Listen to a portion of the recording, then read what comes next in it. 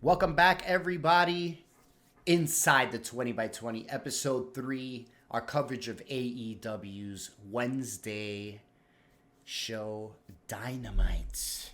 And first off, guys, before we talk about AEW Dynamite, I want to give a shout out and get well soon to Darby Allin, who over the weekend was struck by a bus in New York City and survived to tell about it. A lot of people don't survive when they get hit by a bus. But Gambino, your thoughts? Oh God, Darby, bro, listen, man. Listen, I love your work. You're great at literally everything you do, and you're such a high risk, like a star wrestler. This is God telling you, do not climb Mount Everest. Like every week, something's happening to you right now. Ever since you said you wanted to climb Mount Everest, just stay home, please. Just stay home for a little bit. I'm wondering what bus he got hit by, though. Oh boy. Probably the QM2. I don't know. Yeah, I wonder if it's one of those double-decker buses that we have. The Big Apple tour buses? Oh, that would have been rough. Oh, dude, that would have been crazy. Yeah, I don't know if he would have survived that one. Oh man. Yeah. But anyway, Darby, get well soon. Thoughts and prayers. Hope you get well soon, and I don't know. Maybe God is giving you a sign, brother. Stay away from that mountain and get back into the ring. AEW Dynamite, episode 238 of AEW Dynamite, if you could believe it.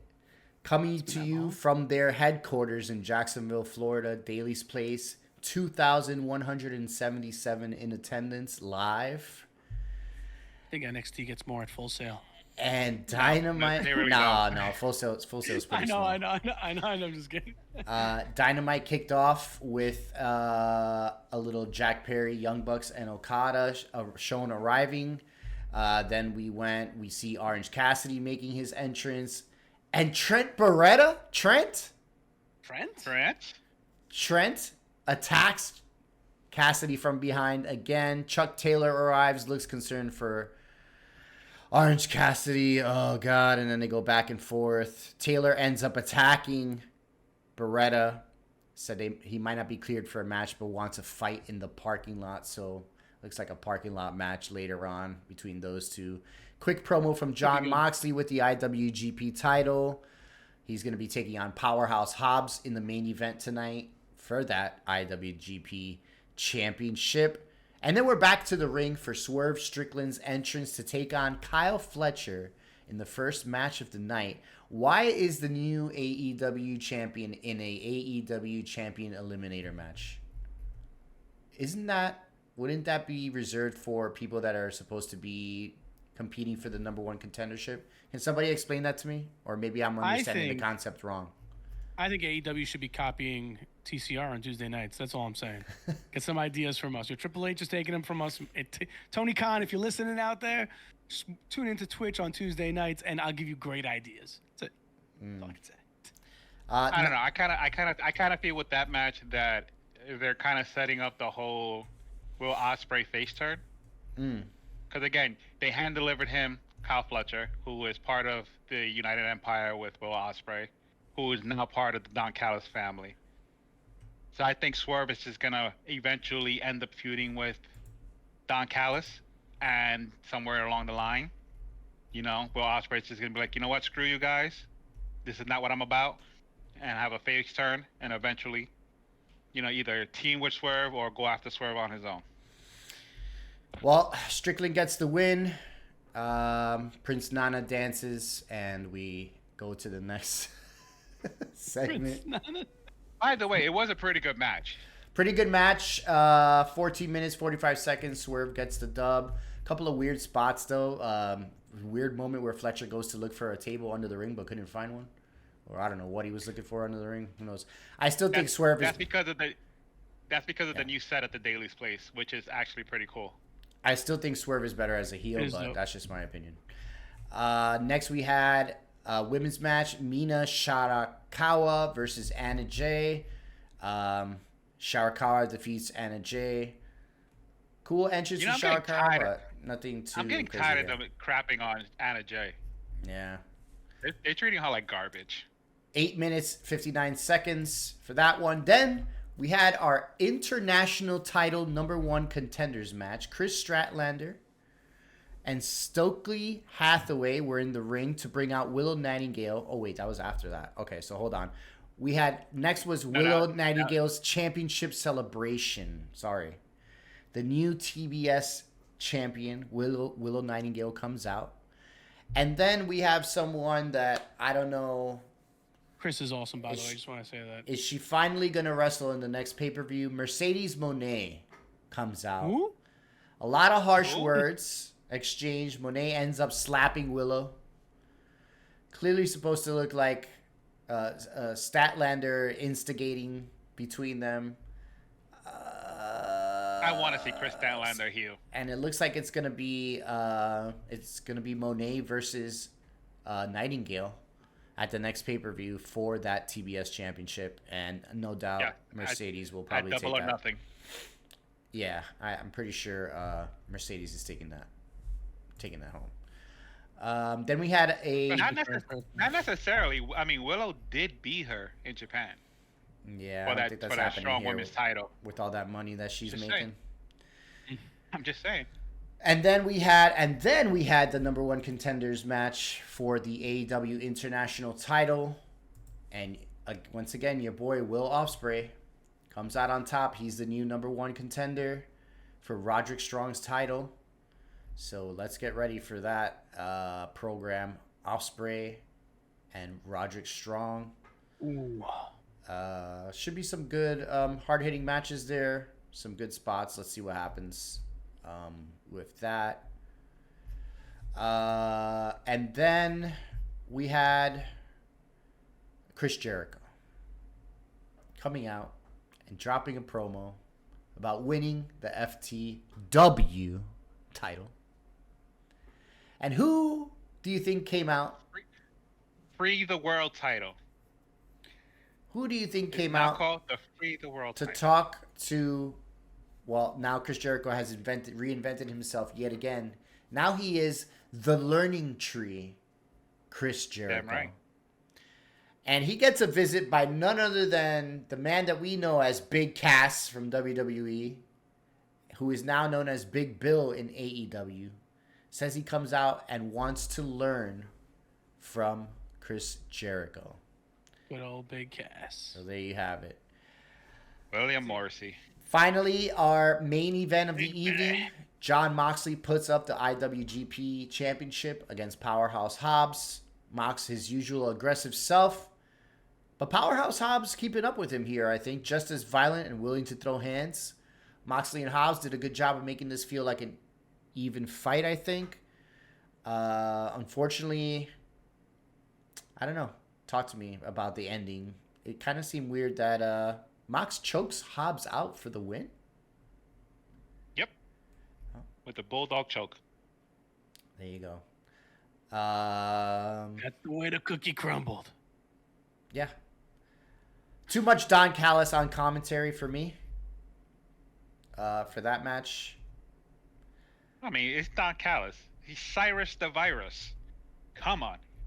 All he does is talk. Yeah, I don't know. It was pretty weird. And then finally, guys, what everybody's been talking about in AEW, Jack Perry comes out to the ring, calls out Scapegoat. the owner and booker of AEW, Mr. Tony Khan, to come to the ring. The AEW president comes out, listens to Perry talk about wanting what's best for the company. And Perry asks to be reinstated. Khan shakes his hand. Perry hugs him. Gives him the evil smile before jamming the mic into his stomach. And a horrible sell by Tony Khan. I can compare it to Stone Cold stunning Vince McMahon at WrestleMania 39. Yeah. Oh my! And he couldn't catch him. He just kept Well, now hold on. At least Vince McMahon knew how to take a stunner back in the day when he was probably around Tony Khan's age. Yeah. Yeah, Evans McMahon was also like a 70-something-year-old man getting Right? knocked out in the middle of fucking. Beep. Young Bucks come out. And then it looks like they're gonna, they're trying to help Tony up. And of course, that is not the case. And they end up putting him up and dropping him on his head and neck with the Meltzer driver. It's not the Meltzer driver no more. It was actually renamed to the TK driver. And then I don't know what they're going to call it now that they hit him with it. I will never call it the TK driver as long as I live. So I should still call it the TK driver because Tony Khan got his head. He got driven to the mat with it, yeah. Yeah. But shout out to TK, shout out to Tony Khan, because at the draft on the next night, he was wearing a neck brace and kept kayfabe alive. Yeah, but then he also put his foot in his mouth by calling WWE the Harvey Weinstein of pro wrestling. He's his own worst enemy, I swear to God. That was so dumb. He's not lying. Yeah, but to come right out and say it like that though, I don't think he should have done that. The thing is, he's the only it's always every time he appears, or every week or every other day, he's tweeting something about WWE. He's just living in his head. Yeah, they're rent free in there, bro. He's trying to be a great heel. Yeah, and it's just not. It just doesn't translate. He just looks like a nervous, like little coked up billionaire. His dad should have sold the Rolex to send him to acting school. Do something, brother. I just didn't like the fact that, while he was wearing the neck brace during the draft, he should have sold it more, not moving his neck back and forth like it didn't exist. No. Even the rival company's commentator, Pat McAfee, was poking fun at his ass. Yeah. Because of the way he was behaving during the draft, selling his injury. Kevin Nash sold having a broken leg better than that. Oh, God. Kevin Nash sold pretending to be Arn Anderson with a broken neck better than what Tony Khan did. I remember that. All right, guys, moving on. There was no Friday show for AEW this week as they once again had Rampage after Collision.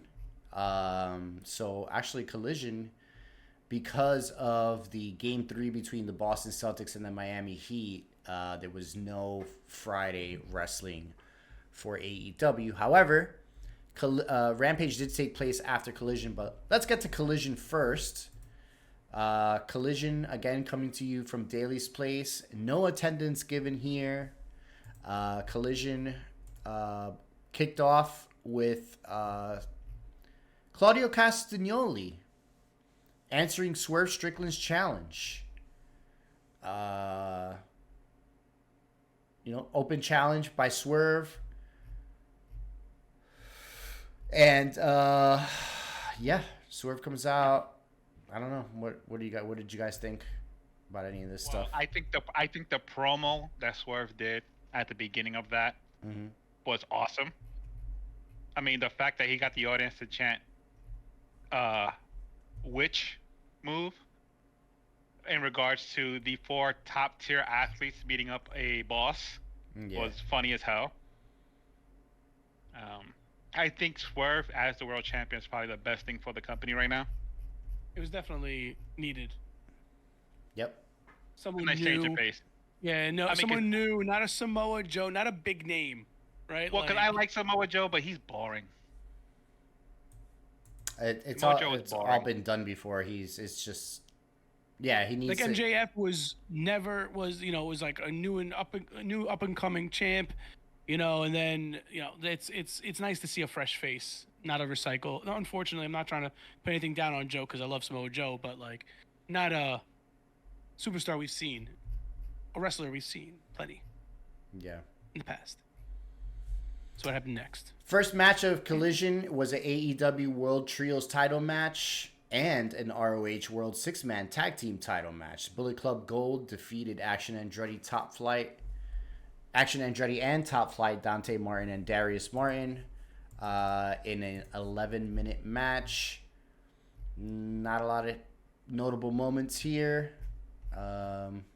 It was a good match for what it was. Anything that includes the Bang Bang Gang is a banger. And now those are called the Unified Trios Championships now because they're both together. So they were both on the line. So Bang Bang Gang still the Unified Trios Champions. I'm waiting for the opportunity to present itself to AEW to introduce new belts. Yeah. I think at this point they should just merge the ROH and the AEW belts and just call it a day. Next, we had a singles match between Rey Fenix and the Beast Mortos. Rey Fenix picking up the dub here. Good to see Rey Fenix back. Dude, that was a hell of a match. That was an incredible match. I thought Mortos was going to get Rey Fenix a couple times. A lot of close calls. Dude, if you haven't watched the match, you should go back and watch it. Rey Fenix picking up a great dub right there. Then we had another singles match. Rush defeating Martin Stone in It's 2 minutes. Rush. Sorry. It's Rush. Well, they should spell it with an O instead of a U then. No. You should start being a Hispanic and pronounce it like a Hispanic with Rush. Rush. All right. Well, no matter what he does, El Toro Blanco should be featured on AEW television for this foreseeable future. Rush defeats Stone by pinfall. Next, we had Anna Jay coming out with Toni Storm. And we had Toni Storm defeat... Oh, no, sorry. Toni Storm versus Anna Jay. I always get those confused. Yeah. 9 minutes, 22 seconds. Storm defeats Anna Jay by pinfall. Again, like we've always said, Storm is the best thing going on right now in AEW. Yeah, So we're probably going to see her winning a lot. Yeah, Serena Deeb comes out at the end of this match, reiterates her challenge to Storm, and promises to win the AEW Women's Championship when the opportunity arises. Honestly, if I was TK, to solidify Storm, I would put her up against Monet and have her beat Mercedes. Because the first match she wins, she's getting booed. Oh, yeah. Next, we But had... if she loses, it's a whole other story. Yeah. We then had a tag team match, The Acclaimed versus the Grizzled Young Veterans. 12 minutes. This was a good match. The Acclaimed get the dub. There was a lot of good back and forth in this match. It looked like, honestly, that the Grizzled Young Veterans were going to win that match on their debut. But, of course, the Acclaim is hot right now, especially after Max Caster's last rap at Dynasty, which is catching a lot of slack. Yep. I but, just call that yeah. out. It was a good match. And last but not least, we had our AEW World Title match. Swerve Strickland picking up the win against Claudio Castagnoli. 21 minutes in a 5-star match, in my opinion. One of the best matches I've seen on AEW. Collision, for sure. Probably the best match I've seen on Collision. It probably is one of the best matches on Collision. Yeah. After the win, they both shook hands. A lot of mutual respect there. All in all, I thought that was a pretty good Collision. What do you guys think? I thought the main event pretty much was the best part of the night. Obviously, with a good build-up right in the beginning. Yeah. I mean, I think the last two matches were actually the best part of the night. Yeah. The Grizzled Young Veterans and the Acclaim, and Claudio and Swerve. Anything with Claudio in it is going to be good. I like anything that has a storyline that travels from the beginning of the show, the middle of the show, and the end of the show. It actually shows that they know how to structure a story. So we're on the right path with Swerve. I feel like we're on a much better path anyway. Because it feels like if he's going to be taking on... I don't think Samoa Joe could wrestle every week like that. And I think Swerve can. No. Can we, with Swerve winning the championship, can we just give a shout out to Ron Killings for saying congratulations to Kofi Kingston for winning? So funny, man. For winning the championship. So funny. Hey, listen. I love it. I love it too. He's a treasure. Right after Collision, we had a very special episode of, you guessed it, Rampage. So Rampage also taking place, obviously, from Daly's place. And, Trent Beretta versus Chuck Taylor. It finally went down. Trent?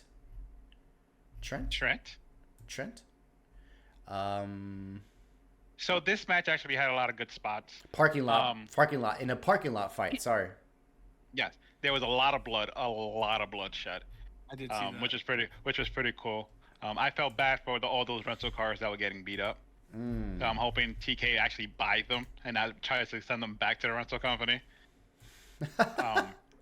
I was honestly hoping that Sue would have drove out with the minivan to try to convince her son to stop beating up his best friend. That didn't happen, which was kind of disappointing. Sue. I like when they chant. But it was a good backstage brawl. I mean, it's probably like the 5th one that AEW's had since its inception. But it was actually pretty good. The ending was a little shocking and kind of stupid. The way he smashed his ankle would really just smash the back window. Yeah. But with the wrench. Yeah, and I'm hoping that Don Callis picks up Trent. That would be a good move for them. It looks like he was watching. Further push him into being a heel. Mm-hmm. Yep. Trent picks up the win. 10 minutes. Right. Trent gets the dub.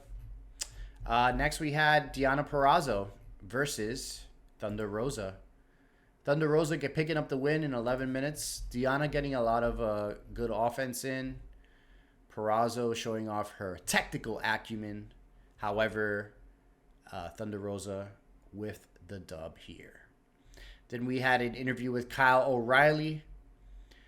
Challenging anyone. He literally just wants a match with anyone. I believe their next event is in Vancouver, and that's his hometown, so he would like to have a match against someone in his hometown. Then Roderick Strong delivers a warning to Will Ospreay for Double or Nothing, promising to humble him. Next, we had Big Bill come out. Big Bill defeats Trevor Blackwell in a squash match, 1 minute, 38 seconds. One-sided squash match of the night. Chris Jericho comes out, puts Big Bill over. And yeah, that was pretty quick match. Then we had Katsuyori Shibata. Oh, good old Shibata. And Danny Garcia against Shane Taylor Promotions. Shibata and Garcia defeat Shane Taylor Promotions by pinfall. Not a lot of storyline going on there.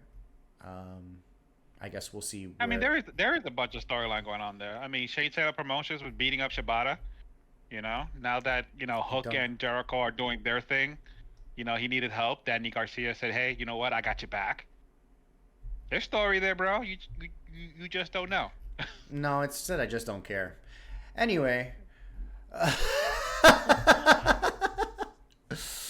So that was the last match of the night. That was your main event. As Cross says, they're continuing to deliver on stories in their division, I guess. I think the Chuck and Trent angle that they got going on is a good one. Trent? Big Bill's squash victory, most unnecessary moment of the night. I guess just to further Chris Jericho's tutelage. But I think Rampage is wrestling filler, bro. To be honest with you guys. But that's just my opinion. It's a filler show. It's Sunday Night Heat. Yeah, it's a filler show. But yeah, any other thoughts on AEW before we close it out? My last thought my only thought right now currently for any wrestling related things that used to be on Fridays are currently on Fridays is TCR Glitch. Oh yeah, drops let's talk about it. every Friday at noon. So a couple of matches. We have the Glitch Championship, and similar to a Rampage, similar to a Speed. TCR's had to get there, had to throw their hat in the game. That's right, Tune guys. in this Friday, only on YouTube and TCRnetwork.co. That's right. And when we come back, we're gonna get into the WWE Draft 2024, which kicked off live on last Friday's SmackDown. We're going to get into all the picks and all of the action from Friday Night SmackDown. Stick around for more. inside the 20 by 20. Stick around, everybody.